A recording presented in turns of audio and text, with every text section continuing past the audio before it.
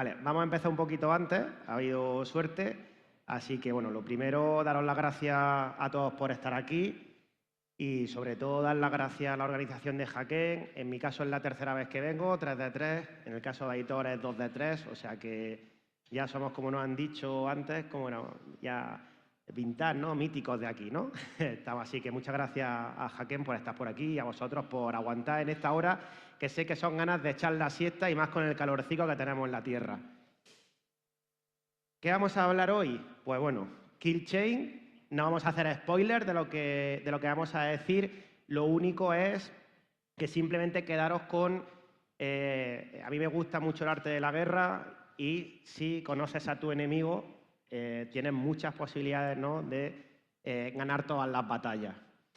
Antes de nada, me presento, ahora se presentará Aitor, va a ser una charla dinámica en la que vamos a hablar los dos. Bueno, soy Rafa López, Sales Engineer, ingeniero de ciberseguridad en Checkpoint.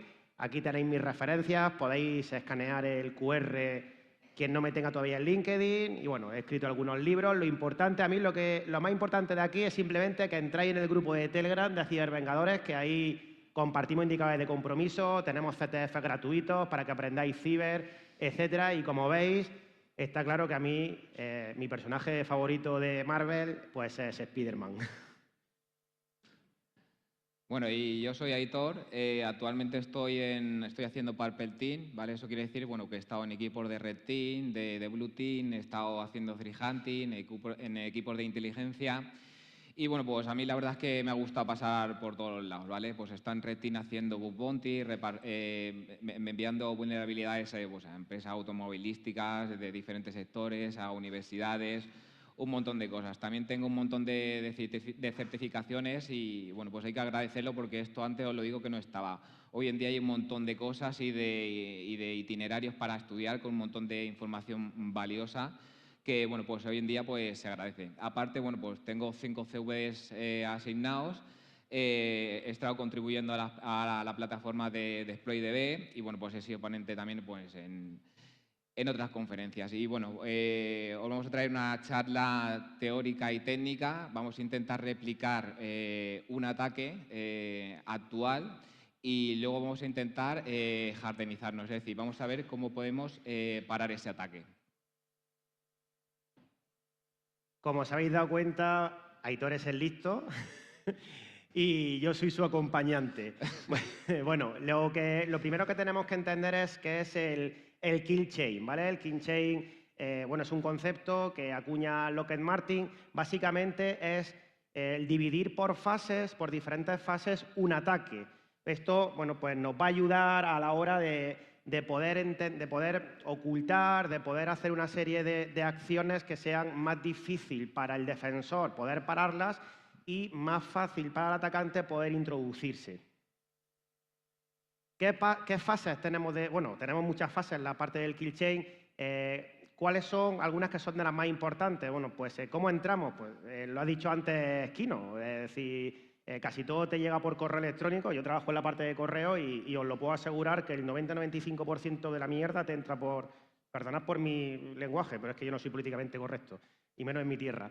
Te llegan pues phishing con adjuntos. ¿A quién no le ha llegado una ISO, un LNK o un supuesto PDF que luego realmente no era un PDF, era algo que no debía de ser, ¿vale? Era un bicho explotando toda la parte de gestión de vulnerabilidades, todos los exploits que se van encontrando en la naturaleza, porque como todos parcheamos las vulnerabilidades, ¿verdad? Eso, pues, no entran nunca por ahí. Y la ingeniería social, que también, es decir, bueno, la ingeniería social podría entrar incluso también en la parte de phishing, porque dentro de la ingeniería social es prácticamente todo. Al final es tratar de convencernos para que hagamos algo que nosotros no queremos. Dentro de las fases, por suerte la hemos puesto en español porque en inglés son tela marinera los nombres, tenemos la fase de reconocimiento, podemos aplicar técnicas OSINT, podemos aplicar, meternos perfectamente en Shodan, etcétera. Es decir, una serie de herramientas que nos va a permitir hacer una búsqueda de los objetivos y cómo poder entrar en ellos. Crear las herramientas. Podemos coger herramientas que ya están hechas dentro de la comunidad, pero lo suyo es que nos tuneemos y nos hagamos nuestras propias herramientas. La entrega. cómo vamos a, valga redundancia, a entregar el bicho, el malware o la amenaza. Luego tenemos que explotarla, que es ejecutar, hacer que el usuario ejecute ese código inicial, descargar el malware, la instalación, es decir, una vez que se ejecuta el código vamos a ver que hay una serie de fases en la cual esto es completamente diferente, aunque a veces se confunde la ejecución con la descarga del propio malware. Después, tomar control sobre la víctima con toda la parte de Command and Control y el objetivo, realizar la parte de acciones que es ver el objetivo que hay. Aquí tenéis unos cuantos ejemplos, SolarWinds, ¿vale? Yo los he vivido todos porque ya tengo una edad, pero el de los más sonados, obviamente, bueno, el de Casella también es muy sonado, el 2021, WannaCry, yo lo viví en primera persona en Telefónica, o sea, a mí me llamaron a las 12 de la mañana un viernes diciendo que apagase los ordenadores, que dije, hombre, un viernes a las 12 de la mañana ya como que está feo terminar de trabajar, ¿vale? Nos entró WannaCry. Y SolarWinds, que esto lo hace la PT29, quedaros con este APT porque es bastante famoso y va a salir bastante en esta charla.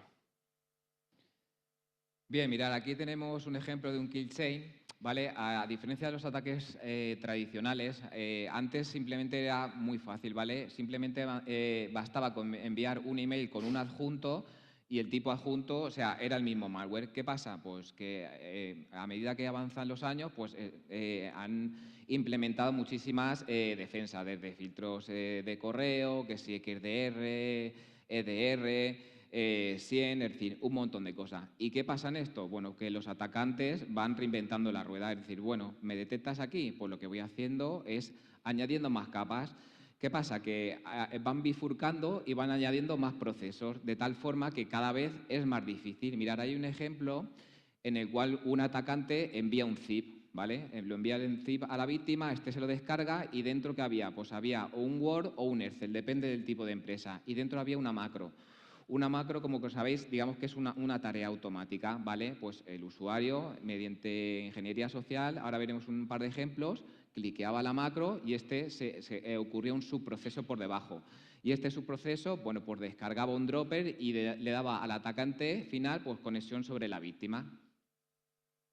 Vale, mirad, aquí tenemos un poco más diseccionado el ataque anterior. Como veis, arriba hay una macro, que la macro no deja de ser un dropper, y ahora hablaremos de eso y lo vamos a replicar, que lo que hace es que cuando lo habilitas, ocurre una serie de procesos por debajo, y lo que hacía era escribir un archivo en Program Data, que más tarde era ejecutado desde la misma macro, ¿vale? Llevaba un PowerShell codificado y se descargaba unas DLLs. Y las DLLs, las DLLs, digamos que era el malware final, ¿vale? Y con todo este proceso, lo que le daba era al atacante el control sobre la víctima. Es decir, lo que se queda claro, y lo que se queda claro en este ejemplo, es que el atacante va añadiendo muchísimas más capas, ¿vale? Y acordaos también de la macro, porque va a seguir ahora y vamos a aprender a bypassear y ver cómo Microsoft pone digamos, una defensa en esto y nosotros vamos a aprender a saltarla. Bien, ¿qué hace Microsoft? Como he comentado. Vale, pues mirad, en el ataque anterior lo que predomina son las macros, ¿vale? Ahí está el punto, dice, pues Microsoft dice, joder, pues si digamos que hay un montón de gente infectada por este tipo de ataques, lo que voy a hacer es implementar seguridad en los documentos que lleven macro. Entonces, ¿qué pasa?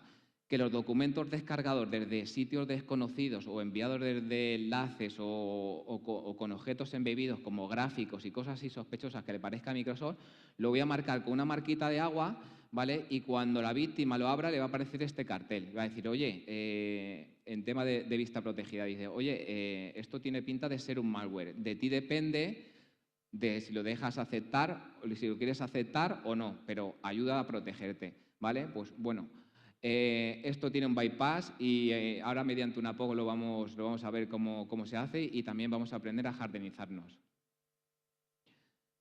Bien, los malos modificando el kill chain. Bien, simplemente esto es que veáis que a lo largo de los años cada vez va predominando unos tipos de ataque. Por ejemplo, bueno, pues antes se enviaba los zip con los objetos dentro, luego se enviaban las ISO, también habían PDFs con cosas con láser dentro metidos, un montón de containers de ejecutables de DLL, es decir, un montón de cosas. Y finalmente lo que parece que está predominando mucho es un LNK. Un LNK no deja de ser un acceso directo, como todos sabéis. Pero ¿qué pasa? Que tiene muchas peculiaridades y vamos a aprender a hacer un LNK malicioso. Y luego vamos a ver por qué engaña a la víctima y qué pasa con todo esto bajo esa cadena de ataque. Bien, aquí tenemos, por ejemplo, Emotec, ¿vale? que es un malware bancario, que lo que hace, bueno, enviaba un LNK, que es un acceso directo, y por debajo tenía un código. Lo que hacía este código era crear un archivo dentro de Windows, ¿vale? Y luego se ejecutaba y descargaba. Bueno, descargaba unas DLL con a lo mejor un punto .cvp, ¿vale? Que esto lo vamos a ver también. Vamos a aprender a hacer una DLL con otro tipo de extensión maliciosa. Y finalmente, bueno, pues tras una serie digamos, de ejecuciones y de procesos, pues le daba control sobre la víctima. Mirar QAQBot, a diferencia del ejemplo anterior, ¿vale? Utiliza también un LNK, lo único que utiliza un PowerShell. Un PowerShell que descarga una imagen disfrazada de DLL, la deja en temporales y luego a posteriori la registra, ¿vale? Y más tarde, bueno, pues se descarga otra DLL o hace otro tipo de proceso y la víctima pues vuelve a caer infectada. Otro ejemplo, vale, a diferencia del anterior, mirad, este incluye 2 PowerShell y también un LOLBin, un MSHATA, que no deja, los LOLBin no dejan de ser procesos que tengamos en Windows que son, digamos que son legítimos, lo que pasa es que lo podemos utilizar para hacer ejecuciones maliciosas. ¿Vale? Bueno, pues finalmente, después de los 2 PowerShell y de ejecutar el MSHTA, pues ya descargaba el malware y quedaba infectado. Aquí tenemos el caso de Rencos, esta noticia creo que es del 17, si no veo mal, de este año. Prácticamente también hacía lo mismo, pues enviaba un CID, llevaba un LNK, la víctima descomprimía, lo ejecutaba y se cargaba un loader en memoria, que era el típico Rencos, y bueno, le daba al atacante control sobre la víctima. Bueno, ¿y esto cómo aplica a la vida real? Bueno, pues aplica a la vida real en cuanto lo empiezan a utilizar los grupos APT. Y podríamos enumerar un montón, pero hemos cogido varios que son de diferentes motivaciones. Tenemos a FIN7, que es cibercrimen, ¿vale? De Europa del Este, y hablan con un acento donde pronuncian mucho las R's, ¿vale? De países por ahí. Que al final lo que hacen es, bueno, pues entrar sobre todo en banca, en determinadas empresas, lanzar ransomware, robar datos, etcétera, motivación económica. Luego tenemos al APT41, que es un grupo chino, y bueno, estos son bastante famosos sobre todo porque comprometen videojuegos, o sea, están muchos en las App Store, en la Google Store, incluso se les ha visto en Steam. Y lo que hacen es vulnerar la cadena de suministro para que, bueno, vosotros pensáis que estáis instalando un juego y realmente estáis instalando un malware y le estáis dando información al gobierno chino, ¿no? El APT29, os ya he dicho que os quedaseis un poquito así con el nombre, Cosivir, yo ya hablé, de hecho, en el primer hackén hablé del APT29 y sus capacidades, bueno, pues es Cosivir y es súper especialista. Aparte de vulnerar SolarWinds, pues el APT29 ha conseguido hacer una serie de logros, por ejemplo, bypassear el MFA de Microsoft, o sea, gracias a ellos, ahora los malos saben cómo bypassearlo, hacen robos sobre todo de datos para chantajear y extorsionar a gobierno a través de embajadas. Y luego tenemos a Ghostwriter o el UNC 1151, que son bielorrusos, y dices, hostia, pues joder, hemos cogido todos los que son del este ya, pero estamos en guerra contra ellos, ¿no? Pues si no hubiésemos cogido otro. Grupo bielorruso que también está especializado sobre todo en espionaje con macros, que ahora vais a ver lo importante que es este tipo de cosas, y utiliza técnicas súper avanzadas para tener una motivación, bueno, pues de inteligencia. ¿Cuáles son los componentes dentro de la cadena de ataque? Pues podríamos empezar por abajo o por arriba, ¿vale? Porque es un poco... ¿Hasta luego, Kino? Podríamos empezar por arriba o por abajo, porque podemos cogerla por ambos sitios. Nosotros la cogemos por arriba primero en la entrega, ¿no? Es decir, ¿cómo vamos a distribuir el bicho? ¿Cómo va a ser? ¿Va a ser a través de una entrada por VPN? ¿Va a ser a través de un correo electrónico? El contenedor. ¿Cómo vamos a empaquetar esos archivos para, oye, hacerlo de una manera que cuele y que sea creíble? ¿Cómo vamos a hacer la acción que inicia la ejecución, lo que llamamos el Tiger, que además ahora vamos a ver uno en funcionamiento? ¿Cómo ¿cómo hacemos para que eso se ejecute? El payload, que es el componente malicioso ejecutable, que va totalmente diferente, ¿vale? El payload nos va a coger y nos va a llamar a la actividad maliciosa que viene por último, que es el señuelo, ¿vale? O el decoy, que es la distracción para ejecutar ese comportamiento malicioso. Y es muy importante, ¿vale? No se ve porque está muy chiquitico, pero es importante que se haga en diferentes fases. ¿Esto qué hace? Esto hace que sea muy difícil para el defensor poder coger y, como lo ha dicho antes Aitor, es decir, habéis visto los antiguos que era uno solo y ya está. Bueno, pues paro esa cadena en ese momento y ya se acabó. Pero es que aquí tenemos diferentes, con lo cual es más complicado detectarlo y es más complicado pararlo, ¿vale? Tenemos que currárnoslo más. Vale, una de las fases que ha dicho Rafa, ¿vale? Es el trigger. Digamos, el trigger en este caso va a ser el LNK, ¿vale? Digamos que va a ser el desencadenante. Tiene que ser muy fácil para el usuario, tiene que ser intuitivo y que tenga una apariencia inofensiva. Y luego, pues que no haga ruido, es decir, que los subprocesos y todo lo que veamos lo haga por debajo, ¿vale? Porque, bueno, aparte el LNK tiene muchas peculiaridades.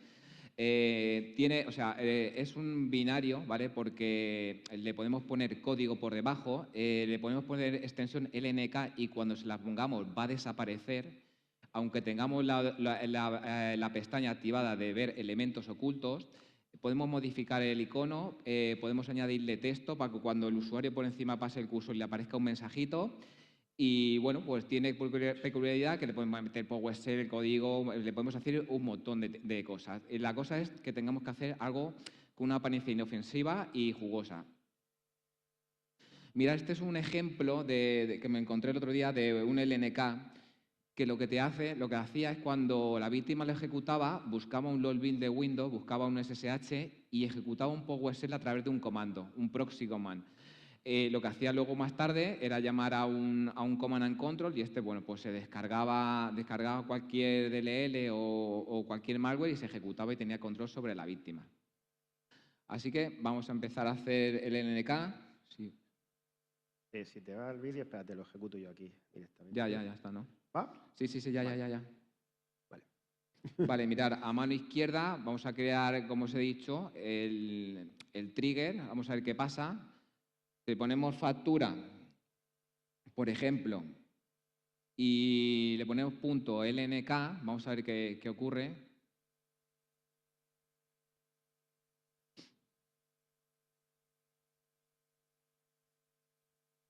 Bien, como veis, ha desaparecido. Ha desaparecido y ahora quien dice, bueno, vamos a activarlo de ver elementos ocultos. Nada, deja de existir. O sea, no se ve. Entonces, ¿qué pasa? Bueno, que podemos cambiar el nombre. Le podemos poner .pdf. ¿Veis? Ya tenemos un punto de engaño, ¿vale? ¿Qué más podemos hacer? Bueno, podemos añadirle comentarios. Para que cuando la víctima pase el cursor por encima, le aparezca cualquier comentario que nosotros queremos. Por ejemplo, esto es una factura legítima. Podemos también añadirle un icono. Vamos a añadirle el del PDF. Ahí seleccionamos ese mismo, el que queramos, igual que si es un Excel o cualquier cosa. Lo aplicamos y ahí en comentario vamos a añadirle cualquier cosa para que la víctima no sospeche.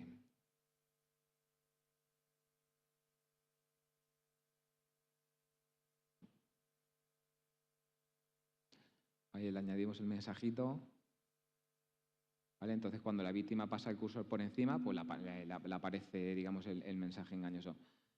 ¿Qué ocurre de todo esto? Bueno, que todo esto se puede hacer mejor desde PowerShell. Mirad, ahí hay un ejemplo que lo que estamos haciendo es hacer una factura con extensión XLS, le estamos añadiendo el icono de Excel, le estamos diciendo que se ejecute una calculadora, ¿vale? Y que aparezca un mensajito por abajo, factura electrónica. Dale un clic, ¿veis? Y ahí tenemos ahora el mensajito y cuando cliqueamos, bueno, pues se abre la calculadora. Bien, digamos que esa es la primera base, ¿vale? Obviamente no vamos a querer que la víctima ejecute una calculadora. Vamos a seguir con el siguiente paso. Este es el primer paso. Bien, hemos hablado de las macros, ¿vale? Vamos a hacer una macro que va a funcionar como dropper. Dropper no deja de ser un código intermediario, es decir, un código que lo que va a hacer es servirnos de sirviente para la carga final. ¿vale? Digamos que hemos añadido a nuestro kill chain una pequeña fase donde nos va a hacer de sirviente. ¿Qué pasa? Pues que es inofensivo. Es inofensivo porque a lo mejor el dropper está diciendo, oye, descárgame de un sitio un archivo y ejecútalo. Claro, ¿es malicioso? Pues depende, a veces sí y a veces no. Entonces, bueno, pues también vamos a ver qué tipo de complementos de Excel vamos a utilizar, porque como hemos visto antes en Microsoft, que él ya en las macros ponía el tema de vista protegida, pues vais a ver cómo se va y pasea eso en rutas de confianza que tiene Excel y cómo nos va a servir de persistencia aparte. Bueno, mirad, esto es un ejemplito de la macro, aunque ahora lo vamos a ver mejor en unos vídeos. Simplemente está diciendo, oye, descárgame una factura TXT, que en realidad es una DLL, y cuando me lo descargues en temporales, pues coge y ejecútamelo. Y tendremos conexión en nuestro Command and Control. Vamos a ver ya un ejemplo. Ahí, mirar, a mano derecha es Cobalt Strike, es un Command and Control, y lo que vamos a hacer es crear una DLL y la vamos a hostear, es decir, la vamos a subir a un servidor. Ahí vemos como el listener obviamente tiene que ir a la IP de nuestro Command and Control, la generamos, la guardamos ahí en nuestra Kali, en temporal. Veis que pone beacon DLL, pero bueno, vamos a ponerle otra cosa. Vamos a cambiarle la extensión y esto muchas veces es un bypass de forma estática para bypassear los antivirus. Vamos a hostearlo.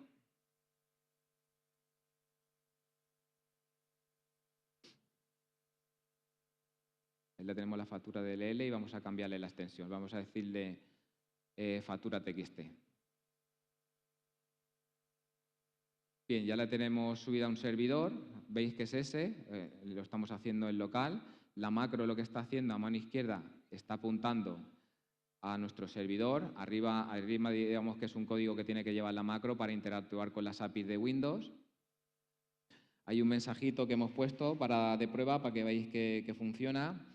Y ahí tenemos cómo está apuntando. Decimos, descárgame la factura TXT en temporal y luego, bueno, pues ejecútamela en el punto de entrada de los beacons de Cobalt Strike, que es este StarW, ¿vale?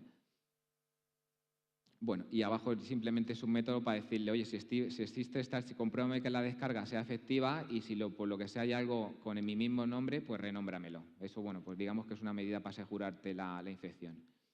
Ahora vamos a ver si podemos renombrar el archivo también. Si queréis, en vez de factura, bueno, pues que ponga otra cosa, factura 2, factura 3, para las pruebas sobra. Y ahora vamos a ver cómo en temporales se descarga digamos, este malware y nos da conexión en nuestro Cobalt Strike.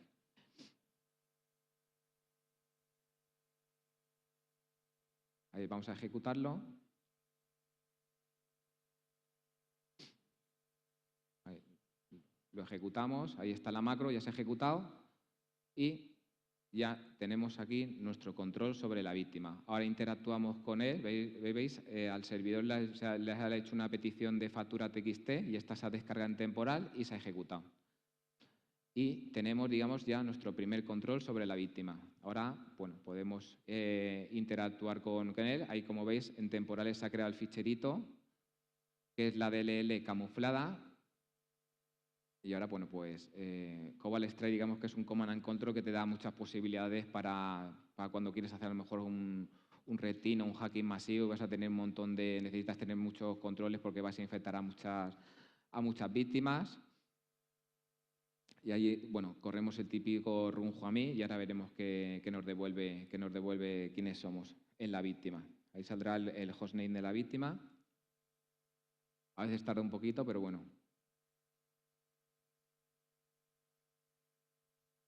Y ahí lo tenemos. Bien, para el tema de evasión, hemos visto que la macro es efectiva. ¿Ahora qué pasa? Bueno, pues necesitamos una ruta de confianza. ¿Por qué? Porque si no nos va a aparecer el cartelito que hemos visto antes de Microsoft, de decir, oye, esto tiene pinta de malware, no lo ejecutes. Pues mirad, existen en Microsoft unas rutas de confianza que si conseguimos ubicar un archivo en esa ruta, se va a ejecutar y no va a pedir permiso para nada, pero ni para la macro ni nada. ¿Qué ocurre? Pues que es muy peligrosa. ¿Por qué? Porque es una ruta de inicio que tiene Excel como si fuera la ruta de inicio de Windows y lo primero que se va a ejecutar va a ser nuestro malware. Entonces, bueno, la marca de agua, digamos que no le vamos a hacer caso, no le va a hacer Microsoft caso porque está en una ruta en la que nuestro programa confía. ¿Dónde están esas rutas? Bueno, mirad, antes de eso vamos a utilizar un complemento de Ercel, ¿vale? Que es un complemento autoejecutable, aunque se pueden utilizar muchas más cosas, pero en este caso este funciona bastante bien. Y como decía, bueno, pues nos va a funcionar como dropper, lo vamos a colocar en la ruta de confianza y cada vez que la víctima ejecute Ercel, vamos a tener otra conexión sobre él y nos va a funcionar como persistencia. ¿Dónde están esas rutas? Pues mirad, en la documentación de Microsoft lo podéis ver.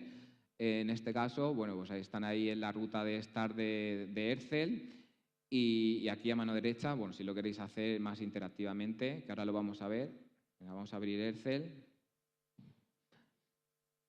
y las vamos a encontrar. Ahí están opciones. Entrar Center y luego en Translocalización. ¿Qué ocurre con esas rutas? Pues mirar, hay muchas, pero hay una en la de cual nos vamos a aprovechar. ¿Por qué? Porque digamos que todos tipos de usuarios, hasta los de menor nivel, van a tener permisos normalmente para escribir en esa ruta. ¿Qué pasa? Pues que si abusamos de esa ruta o apuntamos a esa ruta, vamos, en nuestro ataque prácticamente siempre va a salir el 100%, porque vamos a tener permisos para escribir ahí. Bien, vamos a ver un ejemplo, mirad lo que ocurre. Ahí tenemos el archivito que hemos hablado, el dropper, el malware malicioso. ¿Qué ocurre si no está en una ruta de confianza? Pues mirad, ahora lo ejecutamos.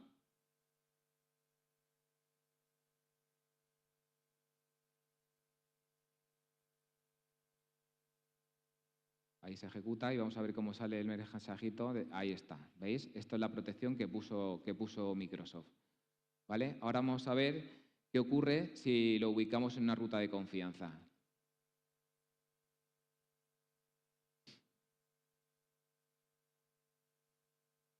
Bueno, ahí simplemente el mensajito de Microsoft encontró un problema tal de seguridad, esto es malicioso. Pues mirar, esa digamos que es la ruta de confianza que tienen por defecto todos los Excel. Vamos a copiar el ficherito y lo vamos a dejar en esa ruta.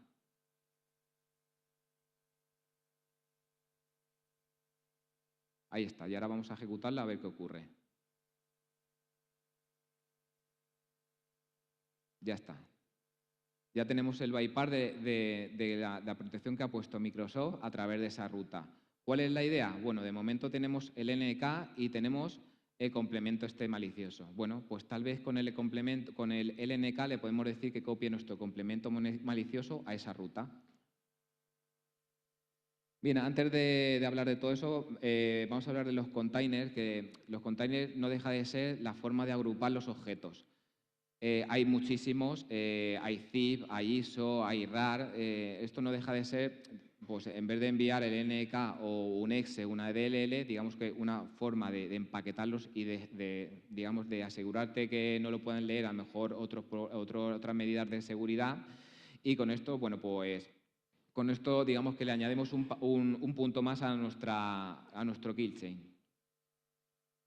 Bien, vamos a ver cómo hacer un container. En mi caso, mirad, tenemos 3 archivos. Vamos a utilizar una herramienta que se llama PackMyPayload y le estamos diciendo que, oye, quítale el campo oculto a mi malware, a mi factura XLAM y a mi señuelo. Ahora veremos lo que era un señuelo, aunque lo ha hablado Rafa, que no deja de ser digamos que una factura medio creíble, ¿vale? Para que la víctima no sospeche. Y el LNK, que tiene que ser lo primero que vea la víctima, ese sí, ese déjamelo visible y los demás me los oculta. Vamos a ver qué pasa ahora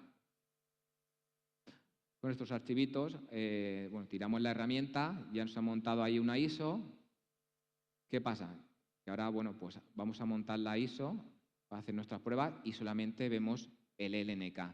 ¿Qué va a hacer el LNK? Bueno, cuando se ejecute va a desencadenar toda la cadena de la cual hemos hablado.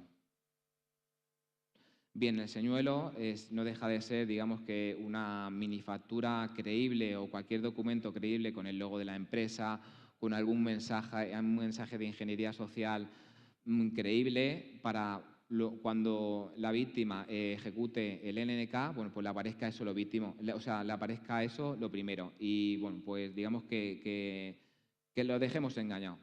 Mirad, el NNK va a llevar esto. Le va a decir, oye, créame un xls.lnk, ¿vale? Y cópiame el archivo malicioso a la ruta de confianza y luego ejecútame el señuelo, ¿vale? Como sabemos que nuestro complemento malicioso va a ir a la ruta de confianza y lleva una macro y es maliciosa, bueno, va a ser así digamos, la cadena. El NK va a ejecutarse, va a mover el complemento, el NK, a la ruta de confianza, se va a ejecutar y vamos a tener el control sobre la víctima y no se va a enterar nadie. Vamos a ver un ejemplo también cuando digamos que el container es un zip, ahí simplemente es el código anterior, así iría la estructura, iría el fichero LNK, el primero. Esto se puede hacer automático y también manual. Con PackMyPayload lo que hacemos es hacerlo de forma manual, pero podemos hacerlo también de forma... con PackMyPayload lo hemos hecho automático y ahora lo vamos a hacer de forma manual. Bien, bueno, pues ahí le estamos diciendo lo que os he comentado. Muéveme el fichero a la ruta de confianza, quítale el atributo de oculto, porque va a estar oculto dentro de zip y necesitamos que se vea. Y luego, bueno, pues a posteriori, ejecútame el señuelo, que vea esto, que se entretenga la víctima viendo por esto, y yo me encargo de descargar la DLL y de darme control sobre la víctima. Y esto es lo que ocurre. Bueno, lo primero que tenemos que hacer es poner en elementos ocultos, en el atributo oculto. Ahí lo tenemos el señuelo y tenemos nuestro complemento malicioso, lo ponemos en oculto y los empaquetamos. Esto se puede hacer de diversas formas y ahora luego vamos a hablar otras variantes del LNK para quien no le guste meterlo dentro de un zip o de la ISO porque se pueden sacar fuera y que no se vea nada. Pero para esta práctica, porque ya de contenido ya es bastante, es demasiado, pero se pueden hacer muchísimas variantes. Igual que los ejemplos que hemos visto antes de los QuakuBot, ICD que estén realizando. Bueno, realmente ya tenemos ahí empaquetados el zip.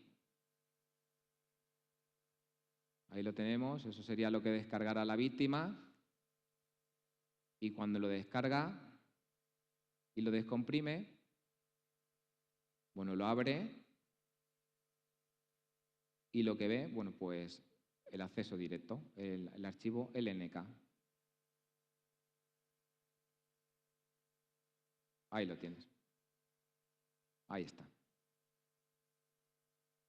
Bien, mirar, vamos a ver ahora un ejemplo con los 3 archivos y con Metasploit. Antes lo hemos visto con Cobalt Strike, pero bueno, por Metasploit digamos que es más libre, el otro es una herramienta de pago. Lo que vamos a hacer es replicar otra vez este kill chain para que se quede claro. Esa es la ruta de confianza, esa es la ruta de temporales, donde va a ir nuestro malware, nuestro payload, que es es una factura TXT, pero en realidad es una DLL, es una DLL maliciosa. La hosteamos, ya la tenemos montada en un servidor, ponemos Metasploit a la escucha.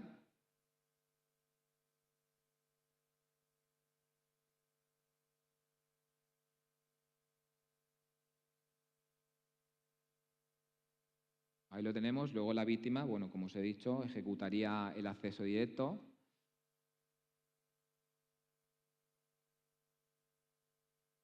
Ahí se ejecuta, ¿veis? Se ha ejecutado la macro.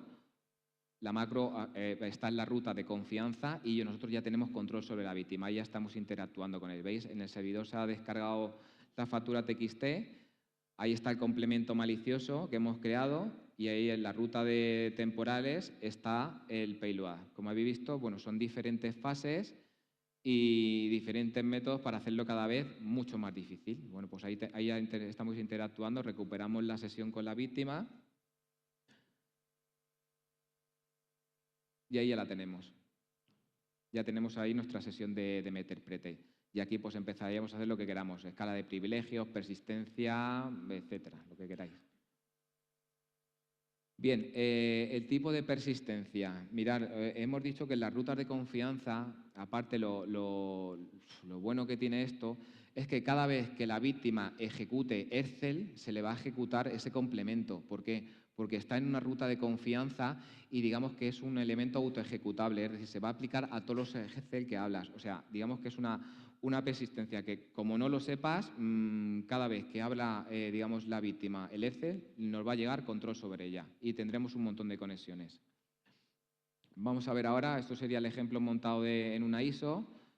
Obviamente los complementos maliciosos y el señuelo pues, no se ven, están ocultos. Simplemente la víctima ve lo que el atacante quiere que vea.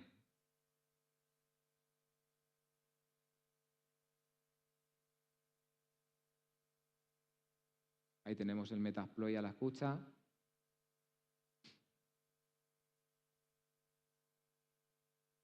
Vale, se lo ha ejecutado. Ahí ya vemos que ya alguien ha hecho una petición del PLOA, boom, y ya tenemos nuestra conexión. Y ahí tenemos, ¿ves? El mismo proceso. En temporales se ha descargado algo y luego, pues, en la ruta de confianza tenemos nuestro complemento malicioso. Y ahí digamos que esto es lo que vería la víctima, el señuelo. Simplemente solo vería eso, es decir, una factura pues semicreíble. ¿Qué ocurre si nos pillan y nos matan el proceso? De decir, ostras, aquí hay un proceso malicioso y nos lo capan. Bueno, pues ¿qué pasa? Que vamos a perder la conexión. Pero si como os decía, si está en una ruta de confianza, la víctima cuando vuelva a abrir Excel ya no tiene que ejecutar ni accesos directos, ni LNK, ni historia. Simplemente ahora cuando abra Excel va a empezar otra vez el mismo proceso. Ahí lo tenemos. Y volveremos a tener otra conexión. Digamos que es una persistencia un poco interminable. Y ahí tenemos otra vez control sobre la víctima.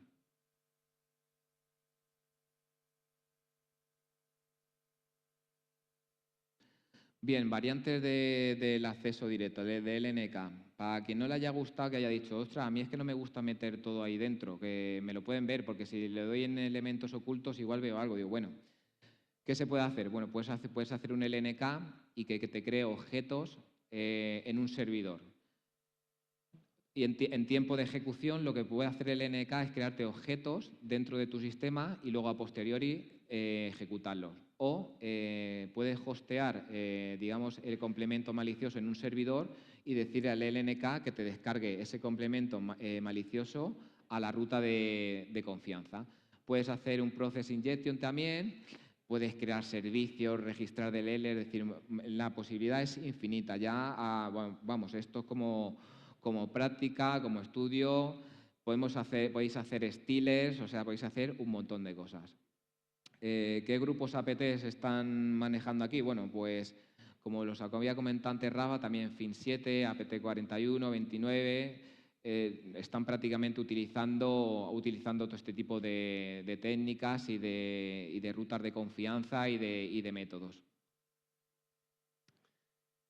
Y si nos vamos otra vez, habéis visto ya toda la parte práctica. Bueno, al final esto no deja de ser también, Aitor es Red Team, yo soy Blue Team, y estamos dando un enfoque tanto de la parte de Red como de Blue. Y si nos vamos igual otra vez al mundo APT, es que esto no es exclusivo de uno de ellos. Es decir, si bloqueo el tema de los LNKs o rutas de confianza, etcétera, voy a parar simplemente a uno. No, es decir, los tengo en todos. Utilizan todos diferentes kill chain. Además, hay una cosa que los malos hacen muy bien, cosas que los buenos deberíamos de hacer más, que es compartir conocimiento entre ellos, compartir información. Ya os he dicho antes que, por ejemplo, el APT29 fue el que liberó cómo bypassear el MFA y ha hecho un montón de investigaciones de CVEs que va liberando y se lo va pasando a los demás o se lo va vendiendo, etcétera. Al final, lo que hay que quedar claro es que esto no es solo de un APT, ¿vale? Es de muchísimos. Y APTs tenemos una cantidad enorme, por desgracia, atacándonos continuamente.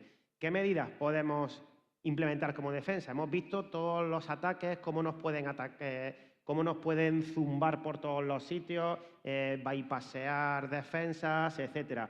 Bueno, pues deshabilitar las macros. A ver, también, esto lo hemos estado hablando también con algún ponente antes en la comida, de decir, ¿podemos deshabilitar las macros por defecto? Sí, se nos van a quejar los usuarios, ¿vale? Es decir, esto tenéis que entender muy bien el negocio y a lo que se dedica la empresa. Es muy importante porque si no podemos deshabilitar determinadas cosas, vamos a necesitar controles técnicos, controles organizativos, herramientas que nos permitan monitorizar este tipo de cosas. Las fuentes confiables, pues igual, permitir simplemente, y esto por eso digo que es importante el conocer nuestro negocio. Es decir, si yo sé lo que hacen mis usuarios, por dónde se mueven, y esto yo siempre soy de poner los ejemplos a la vida real. Es decir, si yo sé que Kino todos los días cuando tenga que venir aquí tiene que ir a la cafetería, luego a donde va su taller, pero tiene permitido de vez en cuando pasar por el cuarto de baño, cuando intente entrar en el salón de actos, ostras, pues eso hay que monitorizarlo. Nos ha dado nada más un ejemplo muy bueno antes de cómo monitorizar cosas que deberíamos de tener en cuenta para que algo que sea una excepción, es decir, un comportamiento anómalo, eso no se permita. Pues todo el tema de monitorización, que es lo que estamos hablando, y capacitación. Es decir, esto del usuario es el eslabón más débil, etcétera, etcétera. Sí, es cierto, pero le estamos dando herramientas, lo estamos ayudando a porque esto es así. Y os voy a poner un ejemplo. La herramienta que yo tengo en Checkpoint, una de las cosas que hace es reescribir la URL, ¿vale? Y tú puedes elegir ofuscar el contenido de la URL original mala o ponerlo directamente entero. Bueno, pues nos hemos dado cuenta que si ponemos el contenido entero de la URL en la reescritura, cuando tú pinchas en la reescritura te va a aparecer como lo típico cuando vais en Chrome, que os aparece esto sitio es peligroso, entra bajo tu riesgo, ¿vale? En este caso directamente no le deja acceder. ¿Qué hace el usuario? Pues copia y pega y lo mete directamente en el navegador. Entonces, hostias, es que yo le he puesto capacidades y tecnología y el usuario, cuando yo le pongo esas contramedidas, se os vuelve el mejor hacker ético de la historia. O sea, tenéis toda la empresa haciendo hacking ético para bypassear las propias seguridades. Entonces, hay que concienciarlos y capacitarlos para saber qué riesgos tienen. Toma. Bueno, como decía Rafa, al final hay que conocer mucho las empresas para adoptar las medidas de seguridad, pero fijaros, vamos a ver unos ejemplos aquí para que no se produzca el tema de la macro autoejecutable ni la persistencia. Vais a ver qué fácil que es después de este estudio coger y decir, pues mira, te he roto el kill chain, ya no se va a producir el tema de rutas de confianza. ¿Cómo es? Bueno, pues simplemente te vas al tema de rutas de confianza o las deshabilitas para que no para que no haya ningún tipo de ruta, o simplemente las cambias de ubicación o las renombras o lo que quieras, o las borras o borras una, o vamos, ya eso a vuestra merced según, digamos, que el tipo de empresa. Pero bueno, mirad, en este ejemplo, bueno, pues yo la deshabilito. ¿Y qué pasa? Pues que si la víctima ejecutara el NK, en cuanto se descarga el archivo y va a la ruta de confianza, pues no se va a ejecutar, porque ya le he puesto un tema, ya le he puesto una medida de seguridad, ya le he puesto ahí una medida de hardening. Y ahora vamos a ver un pequeño ejemplito de la ubicación de confianza y este complemento malicioso. ¿Qué pasa? Que si lo ejecuto, pues toma, me sale la medida de Microsoft, porque ya digamos que ya le hemos puesto el punto anterior. De esta forma, lo que haríamos es romper la cadena de ataque del Three Actor. Bien, ¿qué más se puede hacer para...? Bueno, aquí lo que hemos roto es la ruta de confianza, pero ¿qué más se puede hacer? Bueno, pues para el tema de los LNK, siempre ver extensiones de los archivos ocultos, podemos restringir el NK solo en ciertas rutas, deshabilitar, digamos, la ejecución automática de las ISO que vienen por correo electrónico, también configurar los SIEM y los EDR para estar siempre monitorizando este tipo de archivos. Y mirar, qué curiosidad, una medida de AdBlocker, ahí lo tenéis, que simplemente voy a crear una regla en el cual me diga que todos los archivos con extensión LNK en la ruta que yo quiera, en este, bueno, voy a poner el de escritorio, aunque podría ser en descargas, y que solo tuviéramos una ruta, digamos, de confianza para ejecutar accesos directos. Ahí está, y le digo .lnk. ¿Qué va a ocurrir con esto? Bueno, pues ahora lo veréis, que lo que estamos haciendo es poniéndole una medida de securización a Windows y le estamos diciendo que cualquier archivo con extensión y esté en esta ruta no se ejecute. Entonces, ¿qué va a pasar? Bueno, pues cuando la víctima reciba el correo, se descargue el archivo, lo descomprima y diga, ostras, mira, una factura, y lo ejecute, vamos a ver qué pasa. Ahí lo ejecutaría, ¡boom! Y ya hemos roto la cadena de ataque. Vamos a entrar ya en entrar en cada uno de los APTs. Además, esto es una cosa que a mí me gusta mucho porque además hablo con alguno de ellos. Os invito a que veáis las entrevistas que les hago a estos bicharracos en YouTube. El APT41, es decir, tenemos que entender la motivación de cada uno de ellos, porque entendiendo la motivación también vamos a saber a qué nos enfrentamos, contra quién nos enfrentamos y qué medidas vamos a tener que implementar.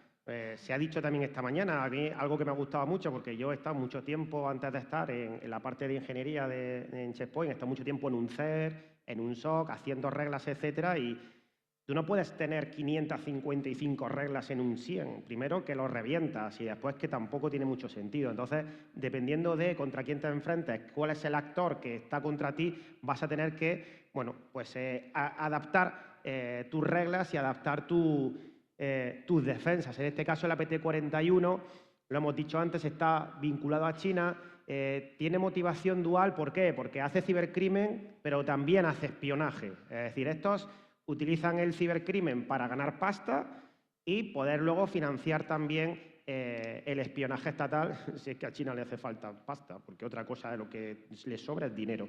Pero bueno, siempre si encuentran pasta, pues mejor todavía. ¿Qué objetivos tienen? Lo hemos dicho, tecnología, videojuegos, telecomunicaciones y cadena de suministro. La mayoría de los ataques vienen por correo electrónico y la otra parte vienen por la cadena de suministro. Cuando veáis es que han vulnerado a empresa energética A o a empresa de telecomunicaciones B. Y luego entras y dices, uy, es que estos han entrado por un proveedor X y viene muy bien la charla que ha dado antes Kino, porque es que te entran por un sitio y con diferentes permisos son capaces de escalar hasta dentro, porque aquí pues nadie monitoriza nada, ¿vale?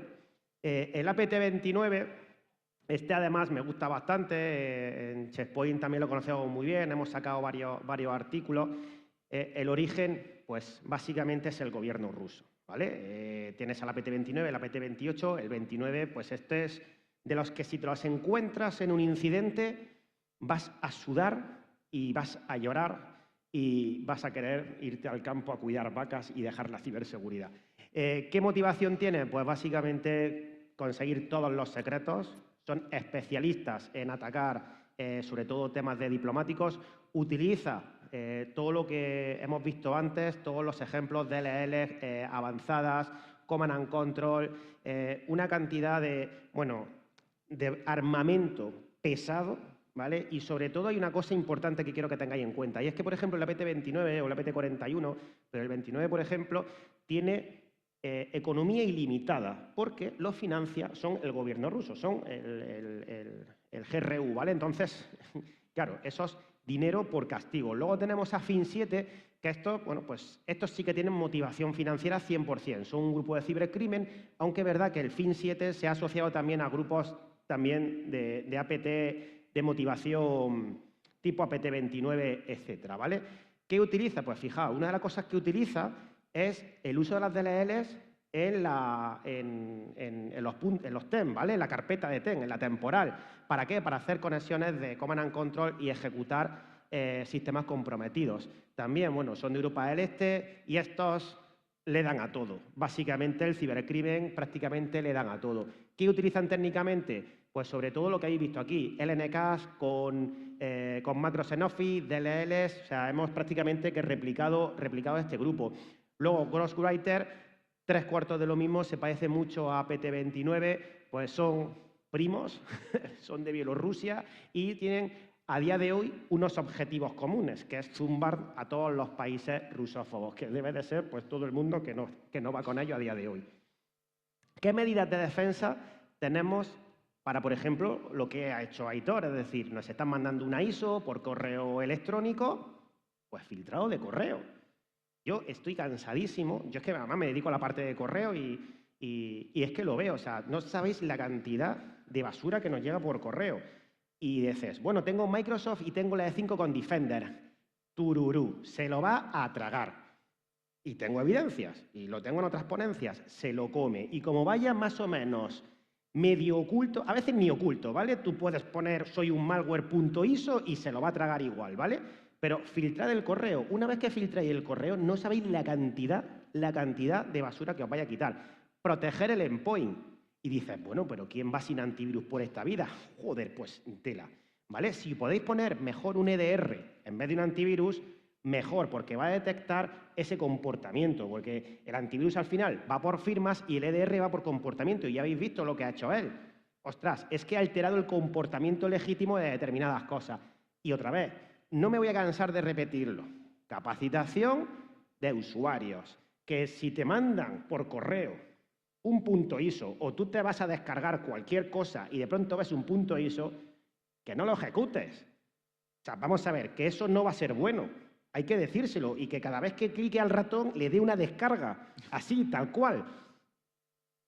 Para los .tem, detección de anomalías, monitorizar. Antes, Kino lo ha dicho de una manera, me ha gustado mucho cómo lo ha dicho porque me venía muy bien hilado para esta parte. Es decir, hay rutas, ¿vale? En este caso son los directorios temporales, hay rutas que hay que monitorizar. Él lo está haciendo en Azure, en este caso es en los propios endpoints, es decir, eso es algo que, por ejemplo, también te hace el EDR, porque cuando ejecutamos algo aquí, es que no necesita permiso. Si estoy cansado de ir a sitios, enseñar el tipo de malware y decir, no, me da igual, es que como no tiene permiso de administrador, bueno, pues buena suerte, ¿vale? Con eso.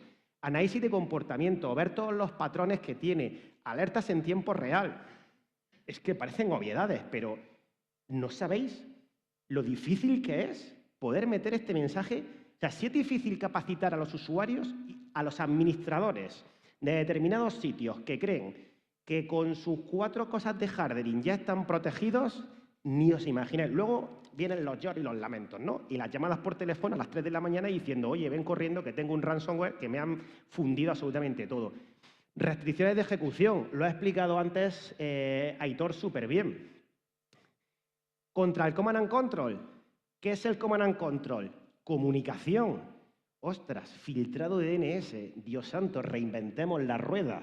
Si yo tengo un buen filtrado de DNS con indicadores de compromiso y además tengo inspección SSL o de TLS en un IPS, en el firewall, ostras, voy a cortar la comunicación. Fijaos. Si tengo algo que vigila la comunicación y me la corta, ya el Command and Control no funciona. Caramba, o sea, pues eso, a día de hoy todavía me encuentro firewall que, claro, tienen tantas listas blancas que el Command and Control hace lo que le sale de las narices. Segmentación de red. Esto es una cosa que lo veo muchísimo, muchísimo. Yo tengo una red plana y a tomar por culo. Y ahí directamente el de recursos humanos puede llegar al servidor de producción donde están los elementos más críticos. Pues imaginaros cuando esa persona llega y no le dé el calambrazo en el dedo y se descargue el LNK o la ISO y el malware pueda moverse lateralmente por su casa como le dé la gana, ¿vale? Segmentación de red. Y es tan sencillo decir, no necesito un NAC, no. Un switch y VLANs. ¡Buah! Difícil, ¿eh? Luego podemos avanzar y podemos hacer más cosas, pero al menos pongamos lo básico, ¿vale? Análisis de comportamiento, pues tenemos un montón de herramientas. Nosotros tenemos herramientas en la parte de correo, de firewall, en la parte de DR. Todo utiliza inteligencia artificial. Yo soy al revés que él. O sea, yo sí utilizo mucha IA, ¿vale? Porque, de hecho, hay que utilizar muchas IAs, no una, muchas. Hay hasta 200 y 300 IAs en algunas soluciones de seguridad solo específicas para un determinado tipo de ataque. Y es que esta gente también utiliza la inteligencia artificial para eso. Dime, ¿qué estrategias tenemos que hacer? Bueno, a ver, como lo ha dicho todo Rafa, concienciación y formación a todos los usuarios, a toda la gente, siempre implementar controles técnicos, procedimentar todo, establecer políticas. Realmente, para el ejercicio que hemos hecho, lo importante es comprender el ataque, replicarlo, o por lo menos intentar replicarlo y romper ese patrón en algún punto, ¿vale? Obviamente, a lo mejor no podemos pararlo en todos los puntos, pero a lo mejor en los primeros sí, o en el final, y el atacante no va a conseguir, digamos, el resultado que él quiere, que sería, bueno, pues robarnos información, tener control, destrozarnos, meternos un ransom, etcétera. Bueno, haciendo el resumen de esta charla, bueno, pues hemos intentado explicaros qué es el kill chain, hemos replicado un kill chain real, hemos también implementado la defensa, porque ya sabéis, no basta solo con saber ataques, o sea, enseñaros también la defensa, es decir, las dos cosas, tanto un buen ataque como una buena defensa. Rafa también lo ha vinculado con los grupos APT, o sea, tenemos ahí también un ejercicio de Threat Intelligence y, bueno, pues algunas medidas de seguimiento, de vigilancia continua, progreso continuo, y etcétera, un montón de cosas. Bueno, somos Rafa y Aitor, muchísimas gracias por acompañarnos, estamos activos en redes sociales. Este es el QR bueno, el primero era un phishing, ¿vale? Quien lo haya escaneado igual lo ha llevado a un sitio donde no debería. Y esto es un ejercicio de ingeniería social. No confiéis ni siquiera en vuestros ponentes o en vuestro profesor. De hecho, no confiéis nunca en vuestro profesor y en vuestro ponente porque va a ser el primero que os putee. Así que este es el QR mío bueno, ¿vale? Y el de Aitor es el bueno también aquí. Muchísimas gracias por aguantarnos aquí a esta hora, que sé que es dura. Para nosotros ha sido un placer estar por aquí. Gracias otra vez a la organización y espero que os haya ayudado y os haya servido. Muchísimas gracias.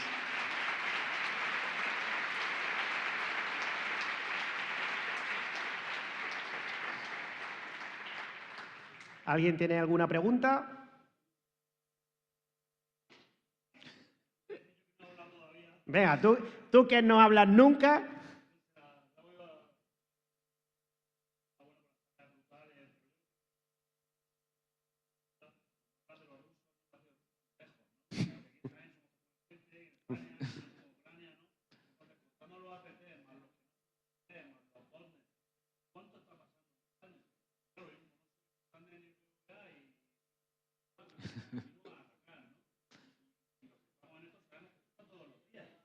Mira, ahí viene David corriendo con el micro, pero es Kino, no necesita micro, o sea... Que digo que es muy interesante, que Sí. felicidades, que esto, los que nos dedicamos a esto, lo vemos mucho, pero que parece que como es Rusia, es lejano, ¿no? Entonces, esto, contando APT y no APT y menos vectorizado y más en plan random que hay, botnet y tal, ¿cuánto está pasando esto en nuestras empresas en España? Porque tú lo ves desde tu empresa, ¿no? Entonces, podrías dimensionarlo, porque esto es muy importante. Te voy a dar una cifra. Bueno, la semana que viene voy a estar en Cyberwall y voy a hablar precisamente de una cosa muy parecida a lo que está diciendo. Voy a dar unas cifras de las que me has preguntado aquí, ¿no? Por eso las tengo en la cabeza. En el primer trimestre del 2025 van 148.000 delitos informáticos en España, ¿vale? El año pasado, en la misma época, estábamos en 120.000. Es decir, esto está pasando todos los días. Todos los días hay dramas. Y si pensáis que estos tochos súper grandes, el APT29, 41, pero podemos hablar de, bueno, una cantidad enorme, ¿vale? Por ejemplo, el Quackbot que hemos visto antes se ha detenido, pero es que lo que ocurre es que estos grupos APTs, cuando le cortan la cabeza, salen 37 más, ¿vale? Porque además todo esto que hacemos aquí, ellos también lo hacen. Ocurre todos los días. Y son dramas. Y cuando digo dramas es que para una empresa que es muy grande, el daño reputacional puede ser muy grande y puede llegar a continuar, ¿vale? Aunque tenga una multa muy grande. Pero para Carnicerías Paco, que tiene su contabilidad, su ordenador, su historia, le entra un ransomware y yo he visto cómo cierran la persiana y se quedan sin negocio. Porque el cibercrimen, los grupos APTs, no entienden de si tú eres Carnicerías Paco o eres una gran empresa súper grande del IBEX 35. Yo recuerdo, porque cuando empezó el ataque de Noname 057 y 16, que atacaron a todo el mundo. Una de ellas fue, por ejemplo, Socibus, que lo conocéis muchos porque hace transporte entre, por ejemplo, entre Andalucía y Madrid. Y les atacaron a ellos, que son una empresa chiquitica de autobuses que tienen 5 o 6, o sea, tienen una flota pequeña de autobuses, y el tío decía, ostras, es que me estáis hundiendo el negocio. Noname 057, no atacando a Alsa o a otra empresa súper grande, no, a una empresa pequeñica de autobuses. Igual que eso, si tú te dedicas a algo de turismo o algo que ellos consideran que puede ser importante, ¿vale? Y relevante para tu país, estás jodido, te van a zumbar. A ti. ¿Alguna pregunta más? Hola, buenas tardes. Lo primero, felicitaros por la charla. Me ha parecido muy interesante. Y lo segundo, que tengo una duda muy en concreto, es que si este procedimiento que vosotros habéis hecho, ¿lo habéis probado con el heurístico de antivirus o firmas y os ha pillado el paso por paso o no? A ver, vale, sí, esa es buena pregunta. Simplemente hemos hecho el esqueleto del kill chain. Ahora vendrían más capas. O sea, vendría, hay que buscar la DLL, el PowerShell no puede ir así, tiene que ir codificado, porque obviamente, a ver, mira, ¿te acuerdas? Ha habido un vídeo que descargamos la factura TXT, ¿vale? Pues simplemente con el cambio de poner .dll a .txt, el Defender, el típico Defender, no me detectaba, pero, o sea, hay que añadirle más capas, ¿vale? No se puede hostear, por ejemplo, el payload, la factura TXT, que era, digamos, el malware final, no puedes dejarlo en la misma base que el command and control, tienes que dejarlo en otro servidor. Y luego, aparte, tienes que codificar todo. Tiene que ir todo por SOR, por AES, o sea, tiene que ir todo que tú lo veas, ¿vale? O sea, que no tenga capacidad el antivirus para descodificar y para leer el código. ¿Cómo se hace eso? Pues codificando, encriptando todo lo que hay dentro, de tal forma que, vamos, solamente el propio antivirus va a saber cómo ejecutarse, ¿sabes? O sea, digamos que esta ha sido buena pregunta porque solo es el esqueleto. Habría que añadir más capas para ser todavía más indetectables. Pero claro, tienes que empezar por lo básico, porque si empiezas ya codificando, encriptándote que si la DLL, que si las comunicaciones, que si el NNK, que si PowerShell, que si tal, con una clave SOR en un servidor, pues, nos pegamos aquí por lo menos 10 horas, ¿sabes? Pero simplemente era para que comprendierais la base. Que yo, si queréis, hacemos un curso, Hitor y yo, de 10 horas, y os lo damos tranquilamente, ¿eh? Hombre, por supuesto. Nosotros nos regalamos como Kino. Muy bien, muchas gracias. Bueno, muchísimas gracias. ¿Otra pregunta?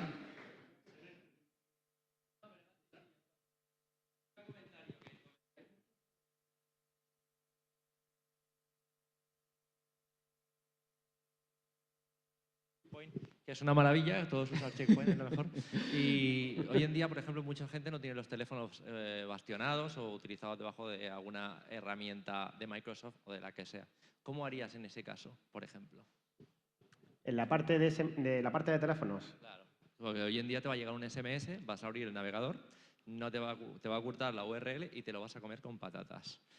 Y lo sabes. ¿Y ahí qué haces? ¿Para defenderte? Sí. Pues para defenderte primero.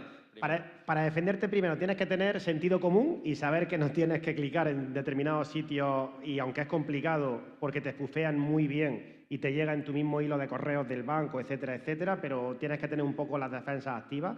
Es decir, prácticamente ahí es sentido común, es decir, mi banco no me va a mandar nunca, o mi energética, etcétera, etcétera, un SMS con un enlace para poder clicar, etcétera, etcétera.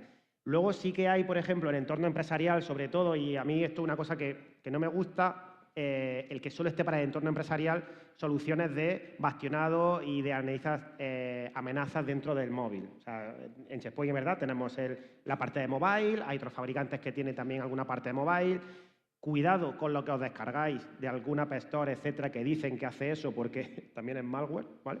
Pero nos queda en la parte de telefonía, nos queda, o sea, estamos muy vendidos. En esa parte estamos muy vendidos porque a nivel usuario, que no sea corporativo, tenemos muy pocas herramientas, por no decir prácticamente ninguna, que me eche una mano y me detecte, pues eso, control de navegación para bloquearme la navegación automáticamente, o directamente que me bloquee el SMS. Sí es verdad que, por ejemplo, ahora la parte de Apple y Google, la parte de Android está haciendo bastante bien el tema del spam y de las amenazas y ya os está llegando muchas veces ese SMS a la parte de spam. Lo que sí os digo es, cuando ocurre lo que ha dicho Albert, es reportarlo, ¿vale? Tenéis normalmente un botoncito de reportar como spam, reportar como phishing, etcétera, etcétera, en la parte de SMS, también en la de correo, porque eso ayuda a la inteligencia global, ¿vale?, de los diferentes fabricantes a que cuando llegue un mensaje parecido, con ese enlace, con ese patrón, ya al usuario no le llegue directamente a spam, ¿vale? Así que no hay mucho más que el sentido común y instalarte algo si está en un entorno corporativo. Gracias. ¿Alguien más? Nosotros podemos aquí hablando hasta las 10 de la noche, pero creo que vosotros igual tenéis más cosas que hacer. ¿Nada? Pues muchísimas gracias otra vez a todos. Muchas gracias.